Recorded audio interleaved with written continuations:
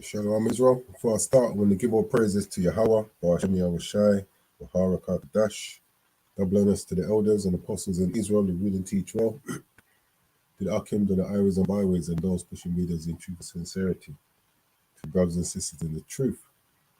Now, this should be quite short. This was something that we spoke on over the Sabbath, and a brother asked me to if I could do a lesson on this subject here. This is 1 Timothy 2:15, which I'll read. 1 Timothy 2:15 says, "Notwithstanding, she shall be saved in childbearing if they continue in faith and charity and holiness with sobriety." So this is something that like we mentioned, we've heard brothers teach on before and teach that sisters will be saved through them having children. And this is not what this verse is actually speaking about. Now, that word childbearing, if you type it in the search as one word or two separate words, the only place it comes up in here. And what this word is actually dealing with is a woman being taught. Now, you don't necessarily have to see a word in the scriptures to know that it's actually speaking about that, meaning it says childbearing here. So if, just because it says childbearing here, it doesn't mean that there's nothing in the scriptures that may allude to women being saved through giving children. But that idea we don't find in the scriptures. So, when brothers are teaching that a woman will be saved through having children, that's actually incorrect.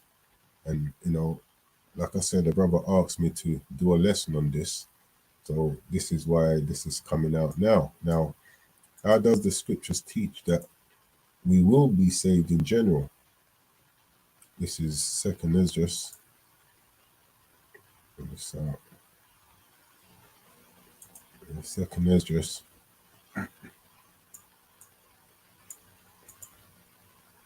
Chapter 9. Let's see what the scriptures actually say. 2nd Esdras 9 and 7 says, "And everyone that shall be saved and shall be able to escape by his works and by faith, by ye have believed." So we see that the scriptures teach that we will be saved through our faith and by our works. And we know really it's the grace of the Most High why we're saved. But we have to be exercising faith and works. That's just one scripture. 2nd Ezra 16. 16 and 5 says, "Be not afraid, neither doubt, for the Most High is your guide. Yeah. And the guide of them who keep my commandments and precepts, saith the Lord." So this is how we'll be saved, through our faith and through us being obedient and keep rehearsing these righteous acts to the best of our ability. So, like I said, we touched on this over the Sabbath. My brother asked me to do a lesson on it. So let's go and see what this is actually speaking about. So I'll read it again. 1 Timothy 2:15, it says, "Notwithstanding, she shall be saved in childbearing if they continue in faith and charity and holiness with sobriety." And as I mentioned, some brothers teach that, women will be saved through them bearing children. That's not what it's speaking about. So let's just read down with a bit of context. So this is 2 Timothy 2 and 11. It says, "Let the woman learn in silence with all subjection. But I suffer not a woman to teach, nor to usurp authority over the man, but to be in silence." So far it's dealing with a woman not actually teaching or being the teacher, but she being taught. It says, "For Adam was first formed, then Eve. And Adam was not deceived, but the woman being deceived was in the transgression. Notwithstanding, she shall be saved in childbearing." Now, this word childbearing wasn't actually dealing with, is dealing with she being taught. This is how she should be saved, through her being taught. Now, when you go into the Strongs, actually, let me just quickly show something. I'll get a first page. That word childbearing. They show that it only comes at once in the scriptures.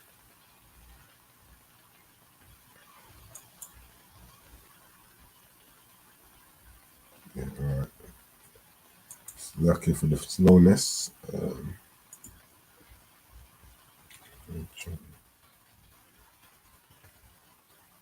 It's childbearing.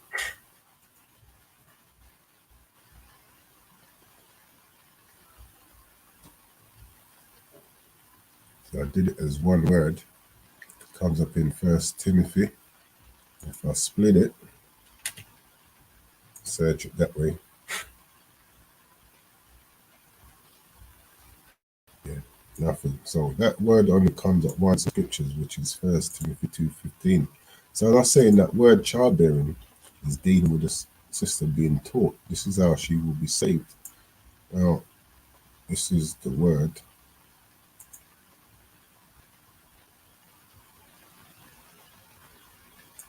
See what it says.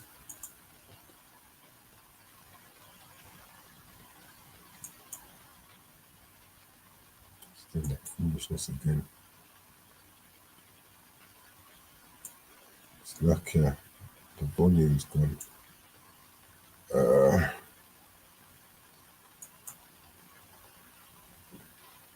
Could you try something? This computer's been mucking about of late.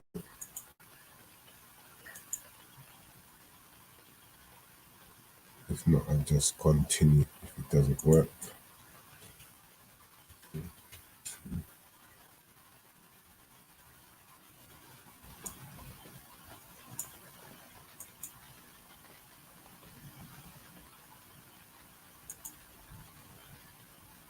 Strong's G. Alright, so Strong's G 5042. Technogania. Technogania. yes, so that's childbearing in First Timothy 2:15. So when we come down, just basic, simple childbearing. Now it says from the same as G5041. Go into that.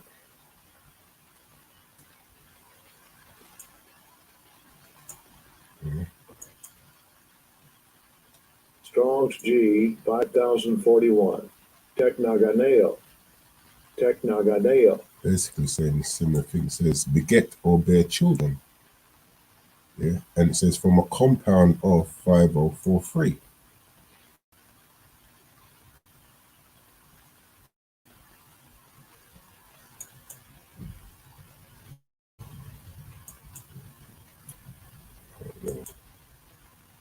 It's okay, Joe. It's working hard today, isn't it? But it says Technon. That's what it's saying. I don't know why it doesn't want to play. Strong's G 5043. Technon. Technon. Now, when you look at the definitions for these, there's offspring, children, basically saying similar thing, yeah? And when you come down to point 3, it says, in the New Testament, this is where we're reading it, in the New Testament, pupils or disciples are called children of their teachers. Yeah, it says pupils or disciples are called children of their teachers because the latter, yeah, the teacher, by their instruction, nourish the minds of their pupils and mold their characters. So, let me get it up here again. So this is what it's actually dealing with. Sister being saved through being taught. So when you read it in context, we'll start again. It says, let the woman learn in silence with all subjection, but I suffer not a woman to teach, nor to usurp authority over the man, but to be in silence. For Adam was first formed, then Eve. Adam was not deceived, but the woman being deceived was in this transgression. Notwithstanding, she shall be saved in childbearing, meaning she shall be saved through being taught. And what is she being taught?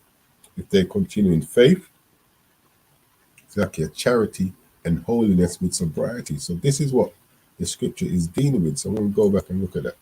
says in the New Testament, this is the Strong's, in the New Testament, pupils or disciples are called children of their teachers, because the latter, by their instruction, nourish the minds of their pupils and mold their characters. Point 4, it says, children of the Most High, in the Old Testament of the people of Israel, as especially near dear to the Most High. In the New Testament, in Paul's writings, all who are led by the Spirit of the Most High and thus closely related to the Most High. And just like how, a sister can be taught how to be saved, through her, following faith, charity, and holiness, there's the flip side. When you look at point 5, it says, children of the devil, those who in thought and action are prompted by the devil and so reflect his character. Yeah, so this is the childbearing that is speaking about. You can either be childbearing and teaching a sister how to live righteously, or childbearing and teaching a sister how to be like the devil, really, which is what we see in the world. A lot of our sisters in these music videos, shaking their thing, next to nothing on. Yeah, this is the part that they're fulfilling.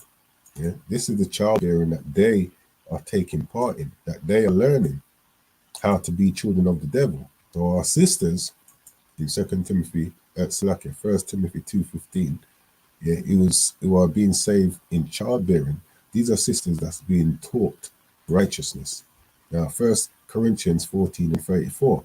So let your woman keep silence in the churches. And this is basically saying the same thing as what we just read in 1 Timothy. It says, let your woman keep silence in the churches, for it's not permitted unto them to speak, but they are commanded to be under obedience, as also saith the law. And if they will learn anything as your childbearing, let them ask their husbands at home, for it is a shame for a woman to speak in the church. So this is how she would be saved, through her being taught. Yeah, and an example of that in the scripture is Isaiah 4:1. It says, and in that day 7 women shall take hold of one man, saying, we will eat our own bread and wear our own apparel. Only let us be called by thy name, to take away our reproach. So, them being called by the name of the man is to what? Is for them to be taught by this man how they're going to be saved. Yeah, it says, and in that day 7 women shall take hold of one man. Why are they taking hold of this man? So that they can have children? No, so that they can be taught how to be saved. Yeah, and it's not just any man they'll be going to. This is Sirach 37:12. It says, but be continually with a godly man. This is the type of man they're going to be going to. Yeah, this is the type of man that will be, bringing forth in 1 Timothy 2:15. Says Sirach 37:12. But be continually with a godly man, whom thou knowest to keep the commandments of the Lord. Because what will he be teaching you? The commandments of the Lord, whose mind is according to thy mind, and will sorrow in thee if thou shalt miscarry. So hopefully there was some understanding from that when we go back and read it down again in context. Yeah, 1 Timothy 2:11, let the woman learn in silence with all subjection. Same thing as 1 Corinthians 14:34. It says, but I suffer not a woman to teach, nor to, and women can teach, but they'll be teaching other women and the young children. But over a congregation, that is given to a man, and when it becomes to lead in the household, it should be the man that's leading the house and teaching the household. So it says, let the woman learn in silence with all subjection, but I suffer not a woman to teach. 1 Corinthians 11:3 shows you the order. You got Yahweh Shai, man, woman, yeah, and then children will be under the ladies. Sisters. It says, let the woman learn in silence with all subjection, but I suffer not a woman to teach, nor to usurp authority over the man, but to be in silence. For Adam was first formed, then Eve. Yeah, that's the order. And Adam was not deceived, but the woman being deceived was in the transgression. Notwithstanding, she shall be saved in childbearing, she shall be saved through being taught. Yeah. Read this again. In the New Testament, pupils or disciples are called children of their teachers. In this case, the teacher is the husband.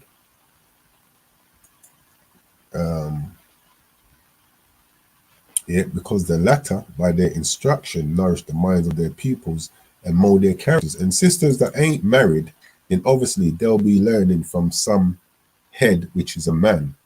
Yeah, so that's still a form of childbearing. Not saying that you have to be married to be able to fall into this category here, but a sister will be learning from a man. Yeah, so it says, notwithstanding, she shall be saved in childbearing if they continue in faith and charity and holiness with sobriety. So hopefully there was some understanding with that. The childbearing is not dealing with women actually having children to be saved, but women being taught. Yeah, with that, I'm going to close out.